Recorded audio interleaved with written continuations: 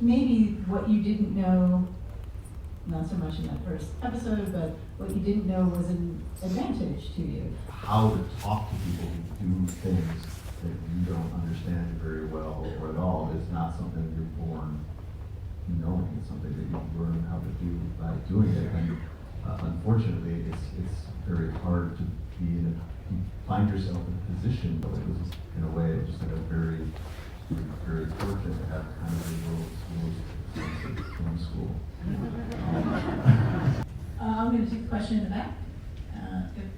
So there's a lot of talk about having diversity in the writer's room today, and obviously, as you guys described your process, there were 4 white men primarily writing the show, and you had a lot of strong female characters, and compared to the books, which were a lot of strong characters of people of color. Do you guys feel like what was your decision process in deciding not to include women or people of color in writing the episodes?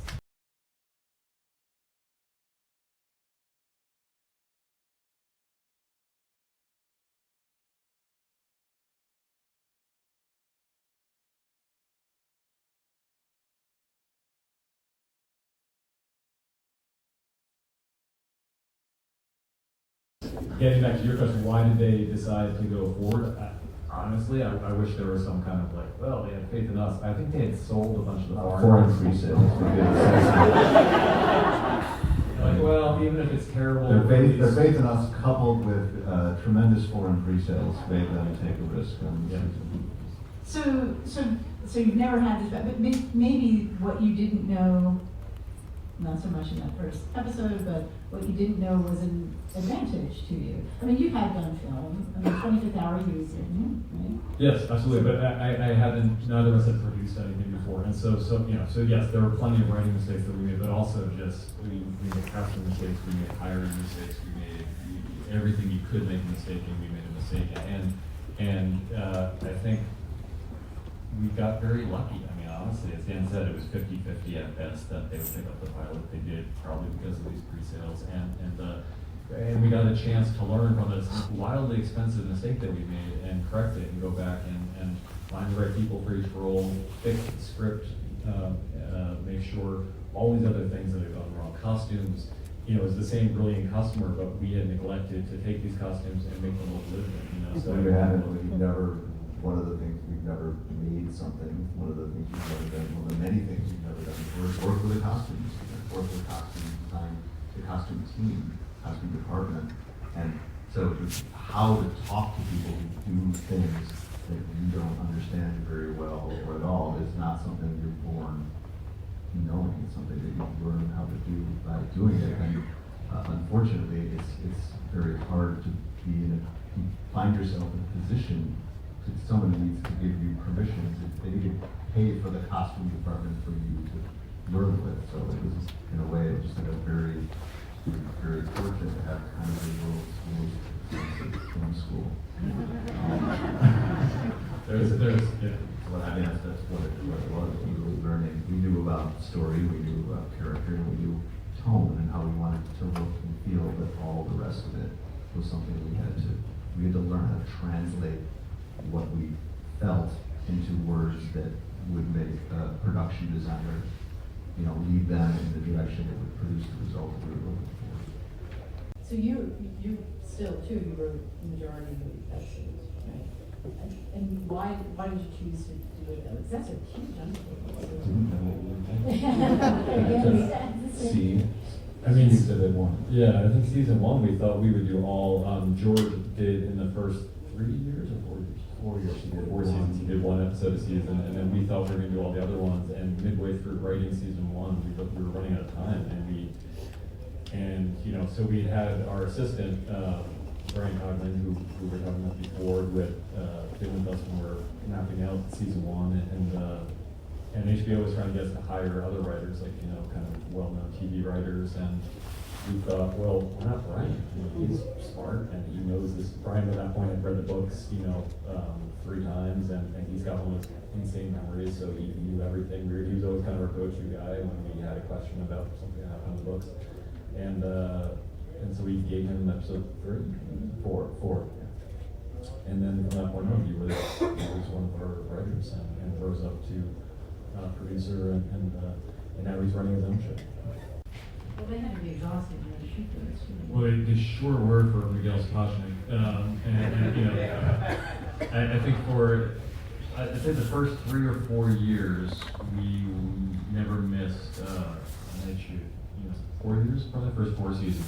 It was sometime around season 5 or 6 when I was standing there at 4 in the morning at Belfast and looking around. I was like, I wonder if I sort of like back away, if anyone's. I felt like Homer fading into the.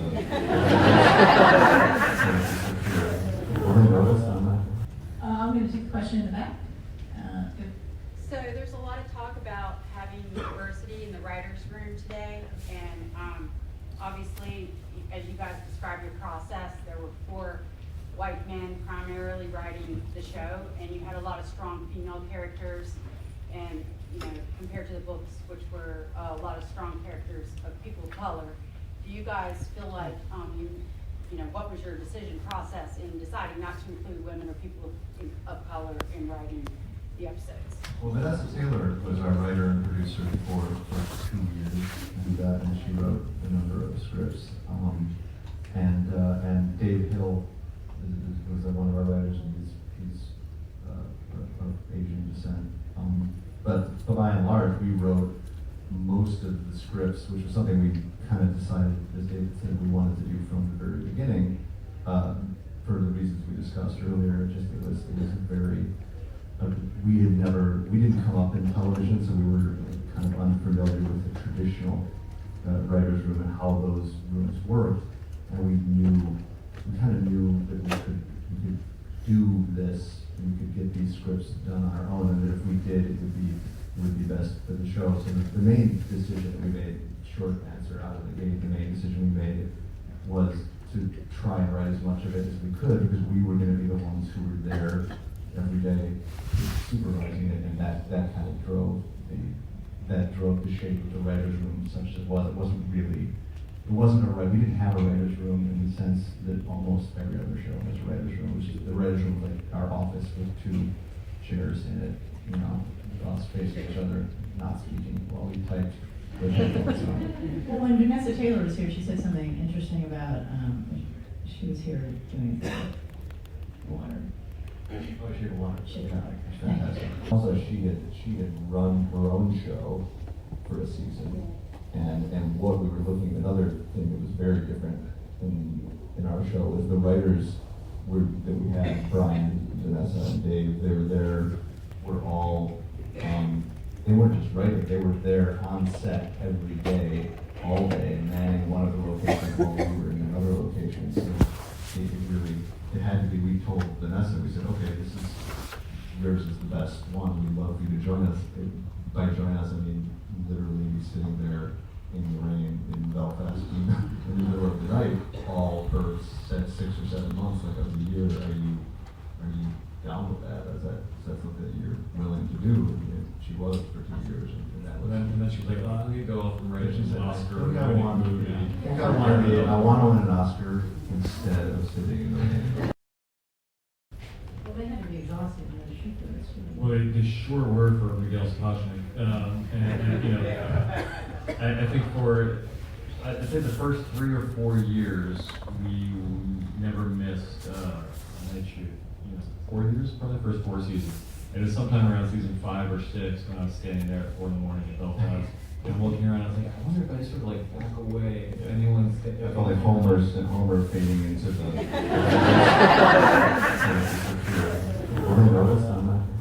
And so we had our assistant Brian Coughlin, who we were talking about before, with been with us when we're mapping out season 1, and HBO was trying to get us to hire other writers, like kind of well-known TV writers, and we thought, well, why not Brian? He's smart, and In a way, just like a very, very fortunate to have kind of the rules from school.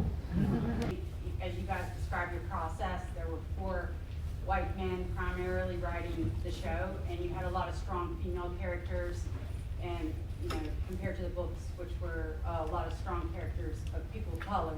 Do you guys feel like you know, what was your decision process in deciding not to include women or people of color?